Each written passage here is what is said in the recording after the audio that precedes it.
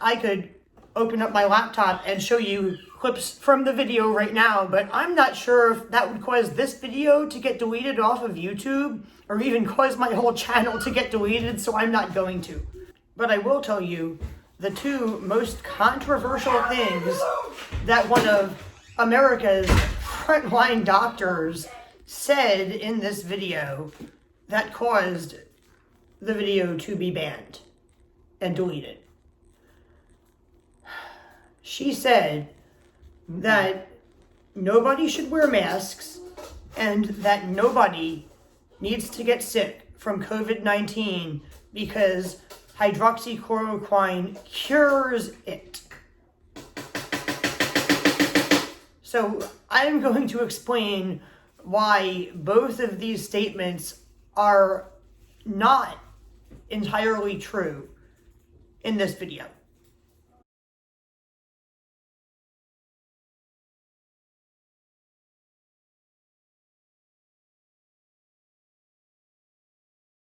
Did you hear what America's frontline doctors who are friends with our president, Donald Trump, said in a video that caused YouTube, Twitter, and Facebook to ban them and to delete all versions of their video in existence on all three platforms? No. Well, we need to talk about what they said and why their video was deleted. Now, the video is not completely gone off of the internet because after being shared and viewed 14 million times in a few hours, of course, at least one person copied it and posted it on another site that wouldn't delete it. In fact, I could open up my laptop and show you clips from the video right now, but I'm not sure if that would cause this video to get deleted off of YouTube or even cause my whole channel to get deleted, so I'm not going to. But I will tell you the two most controversial things that one of America's frontline doctors said in this video that caused the video to be banned and deleted. She said that nobody should wear masks and that nobody needs to get sick from COVID-19 because hydroxychloroquine cures it. So I'm going to explain why both of these statements are not entirely true in this video. Now, I don't want people to think I'm a hypocrite because I have said in previous videos that masks, including N95 masks like this one or cloth masks like these, do not really do very much to prevent you from getting infected or infecting others with COVID-19. But I have also criticized people for not wearing them. The truth is, you really need a suit like they're wearing in the movie Outbreak, which this is a picture of, or better yet, a suit like Xi Jinping is wearing in this picture of her in the laboratory where she created COVID-19. And if you think that's a conspiracy theory, you're wrong. This picture is from an article called Key Piece in the Wuhan Puzzle, China's Batwoman Goes Dark. This article explains how she most likely defected to France with all of her research. The coronavirus. Yes, because China was like deleting it off of their computers. She defected to France from China shortly after presidents of many countries, including our president, Donald Trump, said in public statements that the virus most likely was created in her lab, which she apparently believed as well, because she had said in public statements that she cried herself to sleep and spent sleepless nights tossing and turning in bed because she believed that the virus came from her lab. Wait, he had a lab? 8 days ago, I went to St. Joseph Hospital in Eureka, California, to the emergency room because there is a lump in my back and I wanted to have it x-rayed. They did two things. I'm going outside. That's fine. That horrified me. I'm going outside. When I went to the emergency room, I was wearing this mask. Come to find out that even though they had tents set up outside that were supposedly set up to isolate people with COVID-19 symptoms, they weren't using them. Instead, they had the emergency room waiting room divided into a non-COVID side and a COVID side. And by divided, I mean divided by nothing. They just had the people with COVID symptoms on one side of the room and the people without COVID symptoms on the other side of the room. And at one point, a guy walked in, sat down on the non-COVID side, and although he was wearing a mask, he went like this with it and then proceeded to start sneezing and coughing and hacking his lungs out until our nurse came over, asked him what his symptoms were, and he listed all of the symptoms of COVID-19. And then the nurse said, "I'm sorry, sir, you're on the wrong side of the waiting room. This is the non-COVID side. You need to go to the COVID side." And they rapidly ushered him over to the COVID side. Now, I don't feel safe or feel like that I wasn't potentially exposed to COVID-19 because I was wearing this mask while sitting 10 feet away from that guy.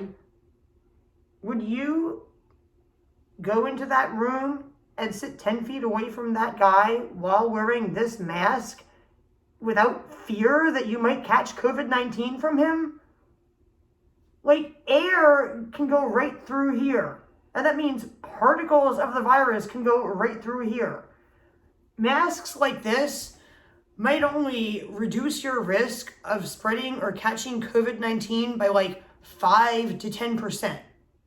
But still, let's say it reduces your risk of spreading it or catching it by 10%. That means only 9 out of 10 people will catch it rather than 10 out of 10 people. Because 10% is 1 out of every 10 people. So that is why I think that everyone should wear a mask, even though masks like this really don't do very much for preventing the spread of COVID-19. And that is why America's Frontline doctor was wrong when she said that nobody should wear a mask. And by the way, don't you like my really cool collection of face masks in different colors and with different patterns on them? Secretly, I made this video only so I could brag about my cool face masks. Oh, and by the way, I forgot to mention the second thing that St. Joseph Hospital in Eureka, California did to me that was horrible or freaked me out. They managed to x-ray my back 5 times from a bizarre angle where my hip bone was blocking the area of my spine where the lump is. And then they sent me home with a doctor's report that said they couldn't see anything on the x-ray, but the problem would likely resolve on its own in due time. Like, the problem is a lump on my spine that grew very rapidly over the course of like the last month that's causing it to hurt in different unique ways when I'm standing, sitting down, laying down, bending to the left, to the right, forward, etc. It could be cancerous or it could be benign, but regardless, it absolutely certainly needs to be surgically removed if it's doing that to me. So they left me in a situation where I have to go either back to that hospital and sit on the non-COVID side of the waiting room and then beg them to x-ray it again, or go to another hospital where God only knows if they're going to be sanitary about preventing people who might have COVID from coming in contact to people who don't, or most likely don't. So I said when I recorded the video that I haven't published about this experience yet, that I was going to go to another hospital the next day. I chickened out, as they say. I have been so unnerved by that hospital experience because I don't believe that this mask was enough to protect me from getting infected while I was that close to people who were coughing and gagging and sneezing who might have had COVID-19, that I'm basically scared to go back to that hospital or go to another hospital, especially one in Humboldt County, California. And by the way, that experience proves what I said in both my videos called Humboldt County, California's hospitals are not prepared for coronavirus, in which I mainly talked about why St. Joseph Hospital in Eureka, which is in Humboldt County, California, was not prepared for coronavirus. I was right. My most recent experience at your hospital proved me right. And everybody in Humboldt County, California should be scared if they need to go to the hospital for any reason, whether it's coronavirus or not. What would be worse, being on the COVID side of the waiting room, coughing on and infecting people who don't have COVID, or being on the non-COVID side of the waiting room getting infected by people who do have COVID? Which side of the waiting room would you rather be on? And it doesn't really matter because everyone in the waiting room is very likely going to end up with COVID if one person has it in there. And by the way, the day I went to the hospital, the breaking news that morning was that it had been proved beyond a reasonable doubt that it was an airborne virus, and they had found it like 30 feet away from people in the air and been able to capture air samples, extract the virus, and culture it in a dish, meaning that it would also grow in your lungs if you breathed it in from that distance away. So the amount that could go through this mask or around the edges of it could still be enough to infect you. With that said, I would like to say something else. You what? What is Corona get wet and splashing water from the sink into my face? That should be something that you get in trouble for doing. Okay, I'm sorry.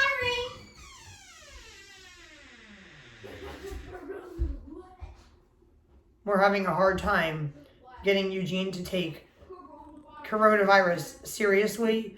We went to the beach twice and told him to stay 6 feet away from people unless he was wearing a mask and avoid close contact with a lot of people and so on and so forth. And both times he ended up swimming with another child. And of course you can't wear a mask while you're swimming. So he's been exposed to 2 other children in close contact without wearing a mask. But I do have a video clip of him playing with or swimming with both children. So I guess if we need to do contact tracing, even though I don't have like the names or phone numbers of these strangers, they could be traced from my video footage if they needed to be. Anyway, back to what I was saying before Eugene interrupted my video. If I found out I was infected with COVID-19, I would immediately ask the doctors to prescribe hydroxychloroquine and azithromycin. I don't believe that they have been scientifically proven not to work. I've seen studies proving that they do work and studies proving that they don't work. And if you look at the amount of people that they studied when they did those studies, it doesn't seem like they have tested this combination of drugs on enough people to definitively prove whether it works or not. However, it has been definitively proved that COVID-19 is very deadly. And for some people, it can either kill them or leave them permanently disabled.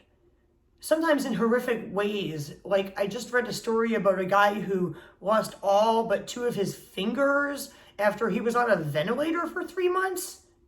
So if there is a possibility that a drug might save you from either dying or being permanently disabled, it should be up to you whether or not you want to take it.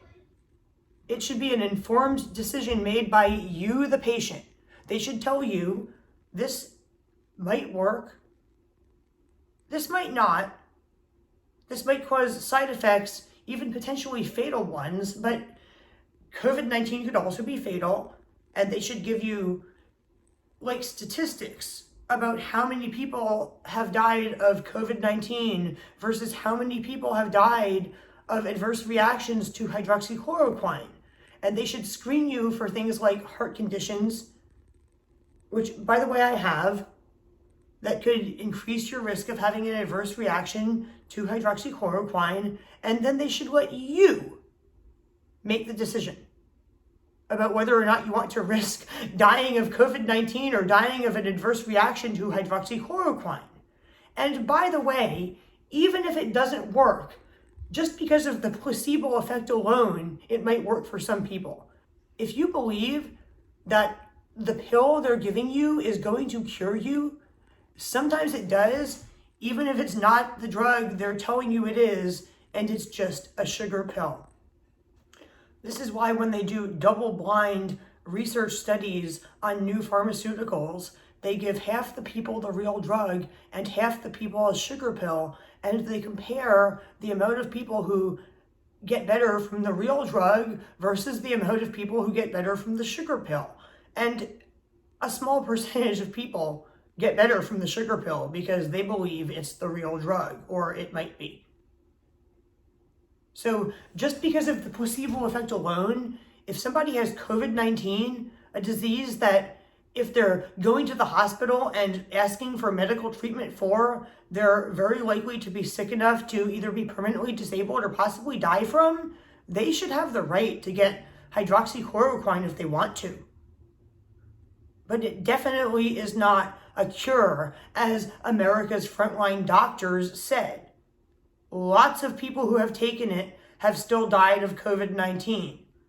Others have not been cured, but have recovered maybe a little bit faster than they would have if they haven't taken it.